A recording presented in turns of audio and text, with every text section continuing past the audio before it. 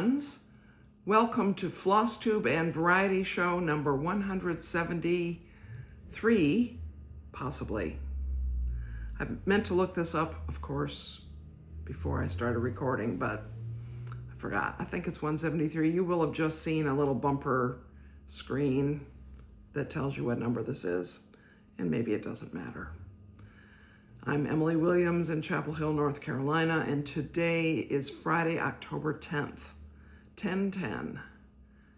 My great-nephew Mason was born 10/10/2020. He turns 5 today. Unbelievable. Unbelievable. He lives in Michigan. I've only seen him 3 or 4 times. Anyway, Flosstube is mostly about cross-stitch, and the variety show is about something else, which we'll discover together what it is, and there really is a variety show today. It isn't just me nattering on. So here's something I haven't shown you in a while. This is Jane Thompson, 1838, by the Scarlet House. I am doing this on 36 count Sleeping Bear, which is it was a kit from Homespun Needlework. So this is where I am. And the last time you saw this was a few months ago, actually, but this time I did the berry bowl and the little tree below it and some of the flowers in the border around down here. I don't know, can you call those flowers? They're sort of geometric, angular things. I do enjoy working on this. You know, there's quite a bit of ghosting in that berry bowl, and actually in this light, it's not too bad. Some of these colors are very similar to the fabric color. You know, it always brings me back to the question of how to choose fabric for a reproduction sampler. Oh, and this is called an adaptation, by the way. How to choose fabric when you're creating a sampler. The picture looks pretty light, and the light colored floss is even harder to see. So it may be that this is a very good match. It doesn't matter if it's a good match, it's what the designer chose for the release that was part of the Homespun Needlework thing. And that is, it's a Facebook group, and they do exclusives 8 times a year, I would say, 8 to 12 times a year. And I think people don't fully understand what's going on in that group.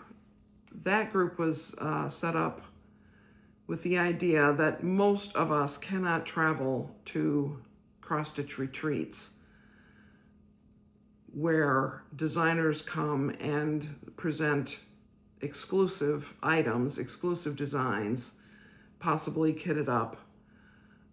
And they belong to the retreat attendees only for a certain period of time, a year or so. Most of us can't do that. And so there's a way that this, the woman who founded this group, Julie Kursavi, I think is how her last name is pronounced, Kursavi. She works with shops and designers to have a similar situation with regard to a chart, a particular chart with a particular kit. And that's what this was from 2 years ago, I would say. And I believe this chart is now released generally, so you can get it now. I also have been working on, I can't remember if I ever showed you this, but Leslie gave me a little kit for my birthday of the Welsh dragon, which this is the image on the Welsh flag, which is a bookmark kit. And I have been working on it. For some reason, I started at the bottom. I don't know why. But you can see on that lower one, the lower flag image, dragon is complete. All the back stitching is done, and all of his little pointy out things and all of that is done. The center dragon has been stitched, but most of the back stitching hasn't been done. And there's also supposed to be a small black outline around the word Wales and the Welsh word there. Chimru, maybe? Chimri. I don't know. I should know. I will learn because we're going to Wales. So anyway, that has been very fun to work on, and I hope to finish it before we leave for England on Tuesday, including the complete finish. There's a piece of red felt to put on the back, and there's a little tassel type thing to add to it. You can see that they've put the tassel on the bottom. I tend to think of a tassel of this sort as being on the top, but I guess we'll see. We'll see if I finish it by Tuesday and how it strikes me. I did a very small amount of work on Hannah Green 1826. Not very much. I really felt that it was ready to take with me, except for the thing that I did. I can't remember if both of the peacocks were finished the last time I showed you, but they are now. I mean, not the feathers are not filled in, but you can see that I have put in the top of the solid green stitching, the grass. That line of dark green there is the top of the lawn. So all of that that's beneath can be filled in. And I also brought the pink border, single stitch border around the corner. So that is ready to go up the side. And I can carry it all the way up to the top. Now, will I get a lot of stitching done on this during the trip? I have no idea. If I were a bedding woman, which I am occasionally, I would say no. But maybe. Maybe I will. I mean, who knows? It's funny because I think, oh, I'm going to get a lot done on Hannah Green. And then I remember we're going to be given a project, sort of the main project of the retreat, which will be kitted, ready to go, and probably other things that I could stitch while I was there. And last time, I immediately started the projects that were given out, the main one in particular, immediately. While the talking was still going on, I started it. So, who knows? I worked a little bit on the Quaker pattern book by Ellen Chester with my needle. I'm doing this on 56 count Albarium by Cedar River, and I had finished the bird before, but I had not finished or maybe even started this urn and this little frond of leafy stuff out there. I did. And this deal right here is part of the flower that's on the edge. So that is the edge of this first design. And this is, I'll say fun. It's very satisfying because it's so delicate and tiny. I'm using Soie surfine. Did I say that already? On 56 count. But it's hard. It's kind of hard. And I finally decided to try a pony 28, size 28 needle instead of what I was using. And that makes bigger holes in the fabric for the thread to come through, which it just makes it easier really to stitch. Oh, I see I'm missing a cross. Isn't that funny? Well, I'll have to go back and fix that. I don't know if you can tell the bottom of one of the parts of the urn. I don't know if this focuses well enough, but anyway, I'll fix that. I was thinking that it looked a little off, and it is a little off. So anyway, that is fun to work on. And I did also work on Under the Roof of Blue Ionian Weather every day since my last video. And I'm down now to 2955 stitches or something like that. Less than 3,000. I probably will work on it between now and when I go to England on Tuesday, but I know that when I get back, I will be highly motivated to make a big push to finish it. So I'm not too worried about lots of progress now. But 2,900 stitches is so much less than 7,200 stitches. In fact, I should look back at my spreadsheet and see how long did it take me to do my first 2,900 stitches, compare it to how long it takes me to do my last.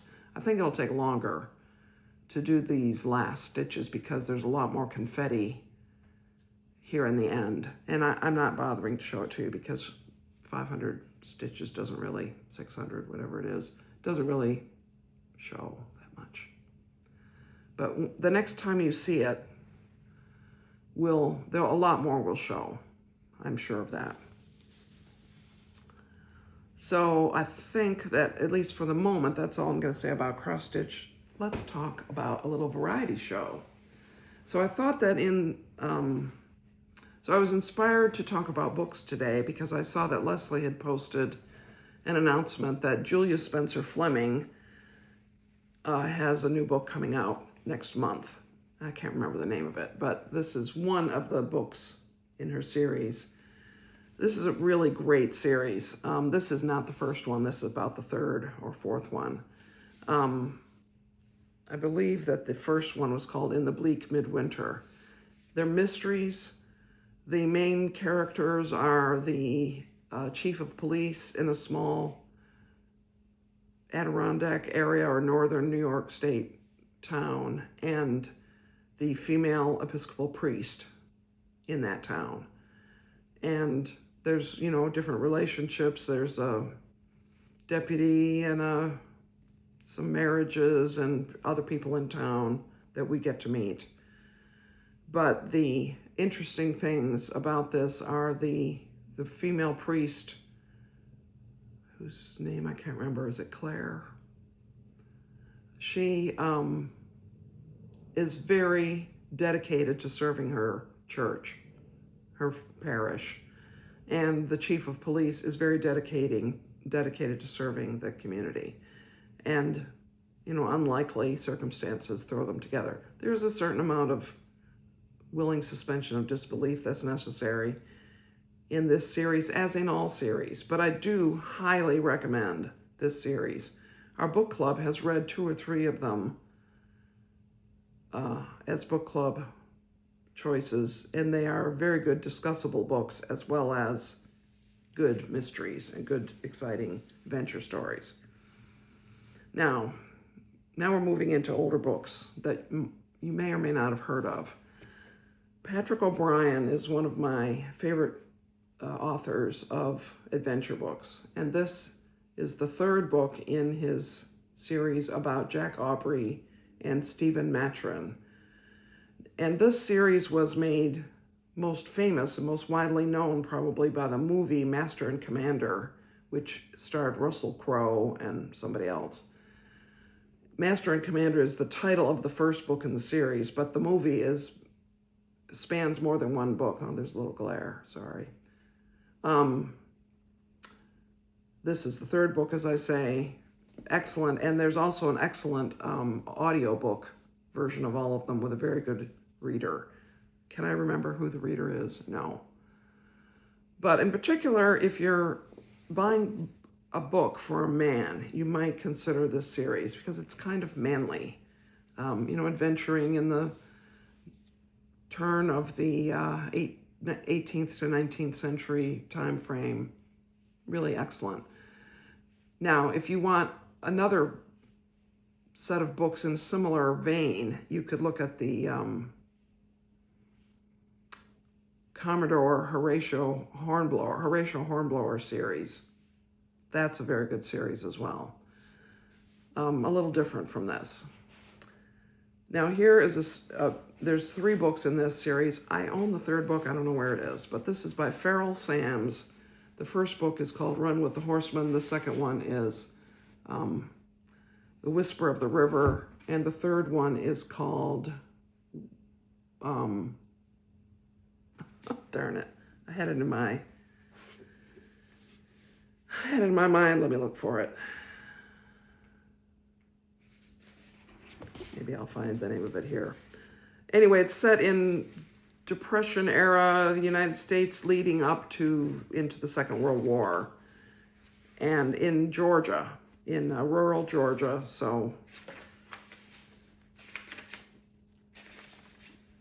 my goodness, you can tell. Look at the pages. These are not. This is not acid-free paper. It's not a good edition of it, and it has small print. If I were to read these again, oh, I can read this, no problem. All right, I cannot tell you what the third book is. I don't understand why I'm not finding this.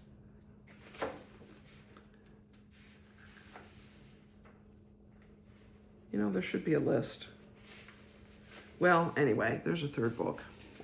There's a lot of humor in this. This is sort of the first one. This one. Run with the Horseman is sort of a coming-of-age story. And then he gets older in the next two books. Very, very good books. I very much enjoyed them. And When All the World Was Young is the third book in this series. Feral Sams. And I really do think I'm going to read them again, which is why I still own them. Now, there's an author who has put out 120, 250, I don't know, a lot of novels, Alexander McCall Smith. And I had the pleasure of hearing him give a presentation of a book. Can't remember which series it was from, at UNC one time. And he's Scottish. I think he was actually born and raised in Africa somewhere. But I believe he's Scottish, and he had a delightful accent, and he giggled. It was very funny.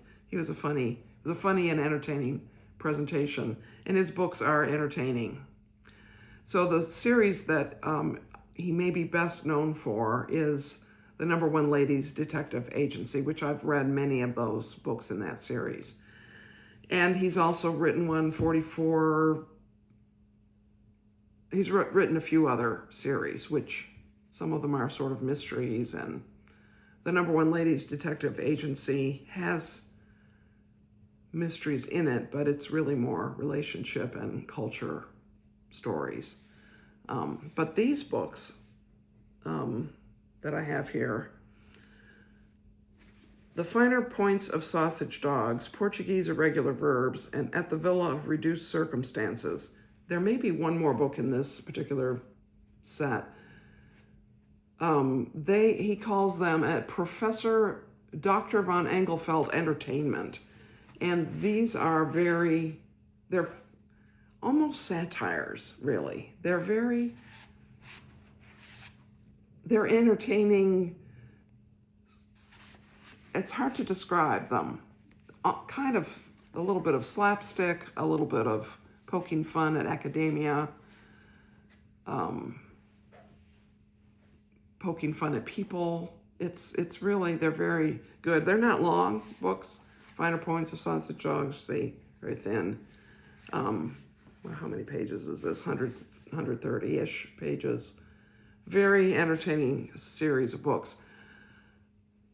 As I recall, the main characters are all men. This might be a series of books for a man. I don't know. But this is not the first thing that you're going to find if you go to the bookstore and look for Alexander McCall Smith. You'll find one of his other series. So I didn't want you to not be aware of this series because it's different and entertaining. Now, so that's books. And I see that I'm really whipping through this video. Well, this is the last video for 2 weeks. I will not do a video next week because I will be in Swindon at Mrs. Parkman's Academy of Needlework. And I will not do a video the following week because I will be in Wales. The following week, we get back on Saturday, the 20-something, and 25th, I think. And the following week, during the week, not on Friday, but sometime earlier in the week, I'll do a video of some sort, talking about my trip, and the cross-stitch event, and so on. yeah, we're planning to have a good time. I noticed that I've been looking a little bit at the weather, and some of the days look like they're going to be the brilliant autumn weather that I've known 2 other times when I've been in England, and some of them look like they're going to be more atmospheric and drizzly and chilly maybe. So I hope we have more of the, at least rain-free would be nice. It would be more comfortable to be out and about in Wales if it weren't raining. And we'd see more if there were not low clouds. But we're going to do a lot of things in Wales, castles and museums and coastal towns and mountains. Wales, for all that it's very small, has an awful lot going on, So that'll be very fun. I'm looking forward to seeing some old friends in Swindon, making a lot of new friends, I'm sure. I have packed and probably will make a few substitutions. It's sort of all sitting up there for me to think about it. The new suitcase is great for anybody who was wondering about that. My exchange, the Smalls exchange thing is wrapped. It's finished. I put little cards in explaining what is in there. My table gifts are finished. All the things that are part of that are together. The stitching for the 2 classes is finished. Is that true? Yes, that is true. Various supplies are packed. The whole stitching supplies situation I'm going to have to go through again, because as I put things on a list, if they were right to hand, I just drop them straight into one of those, this type of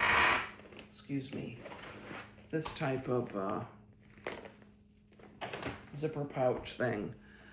I like this for traveling because it's slippery, so I can easily slide it into a narrow spot. So things are just dropped in there that I'm going to want to actually organize a little differently. Some of the things that are in this pouch will actually go in my backpack. And I have a list. I travel enough that I have a mental list. I don't need a printed list of things that are related to, my electronics and that sort of thing. And I'm deciding whether I'm going to take any tatting. I have this little bit of, where is it? This little bit of tatting I'm working on. I think I showed you this before. Whoa. Can you see that? Kind of. This is 80 weight thread, and I have some heavier thread that's easier to see in dim light. So I may actually wind myself a shuttle of something heavier and take that. It is nice to have something that is completely super portable and doesn't require magnification or even perfect lighting to work on. And tatting is an unusual sport. Not a lot of people do it. So it sometimes is a conversation starter, because when you're amongst cross-stitchers, it's always hard to find something to talk about, isn't it? So anyway. Now, in other news, in Sudoku news, my son had another puzzle featured on Cracking the Cryptic, which is a thrill for me because I know we're going to meet up with Mark Goodliff, one of the Cracking the Cryptic guys, on this trip just before we leave London on the last night we're there. And it's, great to see Scott's puzzles out there and see them get solved by many people and praised, and that's always fun. This is a puzzle that he sent me, August, I would say. And at that time, it had only one solve, which was Scott's own solve of it. So then I solved it twice. I needed help. Byron and I solved it together. I solved it by myself, except I needed to ask Scott's advice on some things. And I was a little worried that Mark wouldn't do it, or that Cracking the Cryptic wouldn't do it. Simon is the other fellow on Cracking the Cryptic. I was worried that maybe they wouldn't do it, or, you know, Scott is too much of an unknown, even though this is his 6th puzzle featured. And they do a lot of folks that you haven't heard of, and if it's a good puzzle, they'll do a second puzzle by that person later on. And it's been really great that 6 puzzles of Scott's have been featured, so that's really very gratifying and fun, very fun. And so that happened Tuesday night. You can go to Cracking the Cryptic on YouTube, search for it, and the puzzle was called That Boy Ain't Right. And it's the one in the later time slot. Cracking the Cryptic does 2 videos a day. What else? Anything else going on? I don't think so. I'm just sort of getting ready. I feel ready. I feel as if someone said, Emily, you can get an earlier flight, you're leaving tomorrow, no problem. I would not have any trouble being ready to leave tomorrow. But it's just as well that I'm not leaving till Tuesday, because I've been in the sewing room. I have projects going on up there, and so forth. So I guess that is all for now. Thanks so much for tuning in today, for watching. Again, no video for 2 Fridays. There will be something the last week in October, and then probably resuming a normal weekly rhythm for a while into November. Thanksgiving week, don't know what will happen. I'm going to guess no video that week. And then once it gets into December, it's hard for me to predict. I think our December will be a little different from usual this year, but I don't know. I don't know what will happen around Christmas and other things going on in December. So that is all for today. Many blessings to you, friends.